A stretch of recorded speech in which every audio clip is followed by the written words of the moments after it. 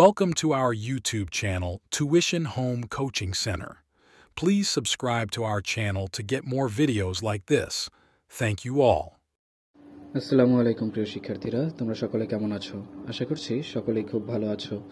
আজ আমরা দেখব সপ্তম শ্রেণীর বাংলা বইয়ের পৃষ্ঠা ৮২ এর সমাধান।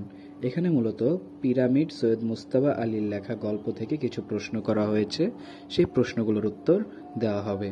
তোমরা যারা এখনো আমার চ্যানেলটি সাবস্ক্রাইব করোনি তারা চ্যানেলটি সাবস্ক্রাইব করে নিও, তাহলে পরবর্তী পড়াগুলো তোমরা এই চ্যানেলে সবার আগে একসাথে পেয়ে যাবে।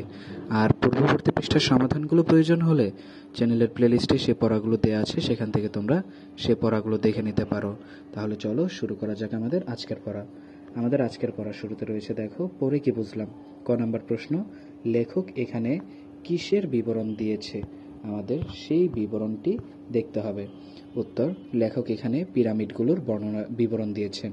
এরপর খ, পিরামিডগুলো কারা তৈরি করেছিলেন এবং কখন তৈরি করেছিলেন? উত্তর, মিশরের ফারাওরা পিরামিডগুলো তৈরি করেছিলেন প্রায় ৬,৫০০ বছর আগে পিরামিডগুলো তৈরি করা হয়। পিরামিডগুলো কেন তৈরি করা হয়েছিল? উত্তর, অনন্ত জীবনের প্রত্যাশায় ফারাওরা পিরামিডগুলো তৈরি করেছিলেন। ফারাওদের বিশ্বাস ছিল মানুষের লাশ পচে গেলে তারা অনন্ত জীবনের অধিকারী হতে পারে না, তাই মৃতদেহকে মমি বানিয়ে পিরামিডের ভিতরে রেখে দিলে অনন্ত জীবনের পথে আর বাধা থাকে না, কেননা শক্ত পিরামিডের ভিতরে ঢুকে কেউ মমিকে ছুঁতেও পারবে না, তাই তারা পিরামিড তৈরি করেন। ঘ, পিরামিডগুলো কিভাবে তৈরি করা হয়েছিল? উত্তর, পিরামিডগুলো পাথরের তৈরি, পাথর কেটে পাথরের টুকরোর উপর পাথরের টুকরো বসিয়ে পিরামিডগুলো তৈরি করা হয়েছিল। এরপর ও নাম্বার প্রশ্ন, পিরামিড একটি পুরাকৃতি, বাংলাদেশের যে কোনো একটি পুরাকৃতির সাথে মিল অমিল খুঁজে বের করো, এর মিল অমিল খুঁজে বের করো। উত্তর, বাংলাদেশের বিখ্যাত একটি পুরাকীর্তি হচ্ছে পাহাড়পুরের সোমপুর বিহার। পিরামিডের মতো এটিও প্রাচীন স্থাপনা, তবে পিরামিডের প্রাচীনত্বের চেয়ে এর প্রাচীনত্ব কম। পিরামিড যেমন ফারাও রাজারা তৈরি করেছিলেন, সোমপুর বিহারও পাল রাজাদের কীর্তি।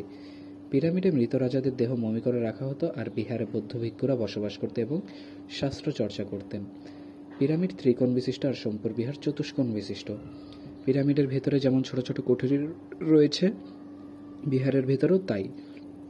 বিহারের দেয়ালে টেরাকোটা চিত্র থাকলেও পিরামিডের দেয়ালে তেমন চিত্র নেই, তবে মিশরের পিরামিড ও সোমপুর বিহার দুটোই প্রাচীন সভ্যতার নিদর্শন।